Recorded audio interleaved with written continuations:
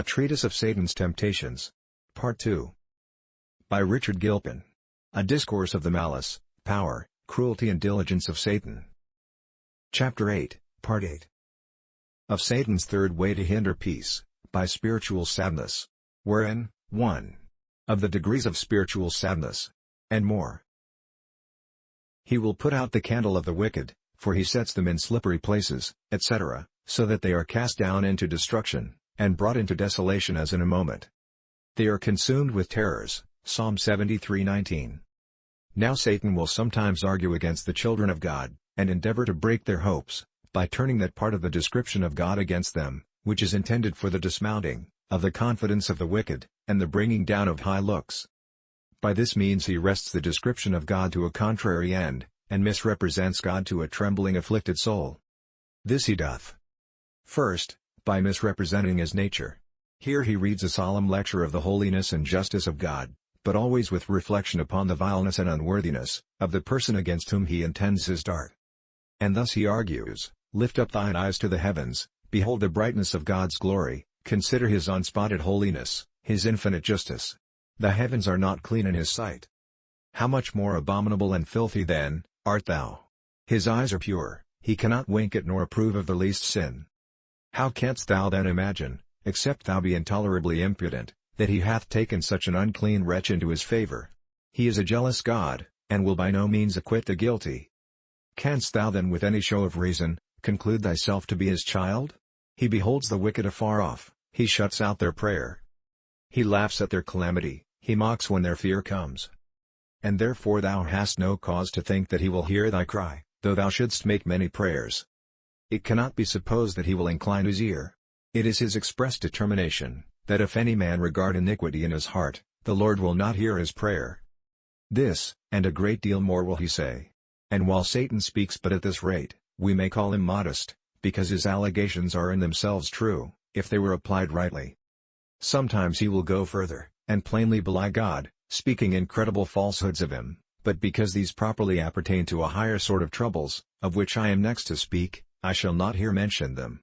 However, if he stops here, he saith enough against any servant of God, that carries a high sense of his unworthiness. For being thus brought to the view of these astonishing attributes, he is dashed out of countenance, and can think no other, but that it is very unlikely, that so unworthy a sinner, should have any interest in so holy a God. Thus the devil affrights him off, turning the wrong side of the description of God to him. And in the meantime, hiding that part of it that speaks God's wonderful condescensions, infinite compassions, unspeakable readiness, to accept the humble, broken-hearted, weary, heavy-laden sinner, that is prostrated as footstool for pardon. All which are on purpose declared in the description of God's nature, to obviate this temptation, and to encourage the weak. Second, he misrepresents God in his providence. If God chastise his children by any affliction, Satan perversely wrests it to a bad construction, especially if the affliction be sharp, or seem to be above their strength, or frequent, and most of all if it seem to cross their hopes and prayers, for then he argues, these are not the chastisements of sons. God indeed will visit their transgressions with rods, but his dealing with thee is plainly of another nature, for he breaketh thee with his tempests. And whereas he corrects his sons that serve him in measure, thou art bowed down, with thy trouble to distress and despair, but he will lay no more upon his sons, than they are able to bear. He will not always chide his servants. But thou art afflicted every morning. And besides, if thou wert pure and upright, surely now he would awake for thee, and make the habitation of thy righteousness prosperous, for to his sons he saith, call upon me in the day of trouble, I will deliver thee. And thou shalt glorify me, Psalms 115. Hence comes the complaint of many, that they are not regenerated, because they think God deals not with them as with others. Oh, say they, we know God chastiseth every son whom he receiveth. But our case is every way different from theirs, our troubles are plagues, not rods, our cry is not heard, our prayers disregarded, our strength faileth us, our hearts fret against the Lord, so that not only the nature and quality of our affections, but the frame of our heart under them, in not enduring the burden, which is the great character of the chastisement of sons. Hebrews 12:7, plainly evinceth that we are under God's hatred, and are not his children. This objection, though it might seem easy to be answered by those that are not at present concerned, yet it will prove a difficult business to those that are under the smart of afflictions. How much a holy and wise man may be gravelled by it, You may see in Psalm 72, where the prophet is put to a grievous plunge, upon this very objection, verse 14, "All the day long have I been plagued, and chastised every morning." And yet in all this, Satan doth but play the sophister, working upon the advantages which the nature of the affliction, and the temper of men's hearts do afford him. 4. 1. Afflictions are a great depth, one of the secrets of God, so that it is hard to know what God intends by them. 2. The end of the Lord is not discovered at first, but at some distance, when the fruits thereof begin to appear. 3. The mind of the afflicted cannot always proceed regularly, in making a judgment of God's design, upon them, especially at first, when it is astounded by the assault, and all things in confusion. Faith is to seek, patience a wanting, and love staggering. After it hath recollected itself, and attained any calmness to fit it, for a review of the ways of God, and of the heart, it is better enabled to fix some grounds of hope. Lamentations 3:19-21, "This I recall to my mind, therefore have I hope." 4.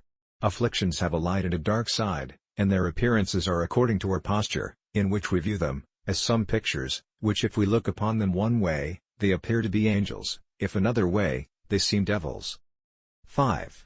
Some men in affliction do only busy themselves in looking upon the dark side of affliction. Their disposition, either through natural timorousness, or strong impressions of temptation, is only to meditate terrors, and to surmise evils. These men out of the cross can draw nothing, but the wormwood and the gall, while others, that have another prospect of them, observe mixtures of mercy and gentleness, and do melt into submission and thankfulness.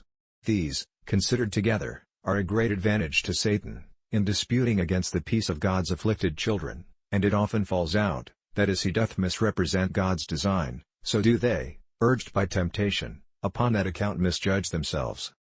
Third, he also misrepresents God in the works of his Spirit. If God withdraw his countenance, or by his Spirit, signifies his displeasure to the consciences of any, if he permits Satan to molest them, with spiritual temptations, presently Satan takes occasion, to put his false and malignant interpretation upon all. He tells them that God's hiding his face, is his casting them off. That the threatenings signified to their conscience, are plain declarations that their present state, is wrath and darkness. That Satan's molestations by temptations, show them to be yet under his power. That the removal of their former peace, joy, and sensible delight, which they had in the ways of God, is beyond contradiction and evidence, that God hath no delight in them, nor they in him. That their faith was but that of temporaries, their joy but that of hypocrites, which is only for a moment. How often have I heard Christians complaining thus, "We cannot be in a state of grace. Our consciences lie under the sense of God's displeasure, they give testimony against us, and we know that testimony is true, for we feel it. It is true, time was when we thought, we had a delight in hearing, praying, meditating, but now, all is a burden to us, we can relish nothing, we can profit nothing, we can remember nothing. Time was when we thought we had assurance, and our hearts rejoiced in us. Sometimes we have thought our hearts had as much of peace and comfort as they could hold, now all is vanished, and we are under sad fears. If God had had a favor to us, would he have dealt thus with us?" Thanks.